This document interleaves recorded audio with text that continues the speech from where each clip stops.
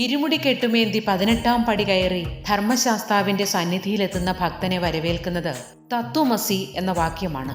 തത്വമസി എന്നാൽ അത് നീയാകുന്നു എന്നാണ്. തത്ത് എന്നാൽ അത് എന്നും, ത്വം എന്നാൽ നീ എന്നും, അസി എന്നാൽ ആകുന്നു എന്നുമാണ് അർത്ഥം. ഋഗ്വേദത്തിലെ ചാന്ദ്യോഗോപനിഷത്തിൽ ശ്വേതകേതുവിന് പിതാവും ഗുരുവുമായ ആരുണി മഹർഷി ഉപദേശിച്ചു കൊടുക്കുന്നതാണ് തത്വമസി എന്ന മഹാവാക്യം. എന്നാൽ ശബരിമലയുമായി തത്വമസിക്ക് എന്താണ് ബന്ധം എന്ന് എത്ര പേർക്കറിയാം? 1982 സ്വാമി ചിന്മയാനന്ദനാണ് തത്വമസി എന്ന വാക്ക് ശബരിമലയിൽ സ്ഥാപിക്കണമെന്ന് നിർദ്ദേശിച്ചത്. പിന്നീട് മറ്റു ധർമ്മശാസ്ത്ര ക്ഷേത്രങ്ങളിലും ഈ പതിവ് പിന്തുടരുകയായിരുന്നു. ധർമ്മശാസ്താവിൻ്റെ വിഗ്രഹത്തിലെ ചിന്മുദ്രയുടെ അർത്ഥം വിശകലനം ചെയ്തുകൊണ്ടാണ് അദ്ദേഹം തത്വമസി എന്ന വാക്ക് ശബരിമലയിൽ സ്ഥാപിക്കണം എന്ന് നിർദ്ദേശിച്ചത്.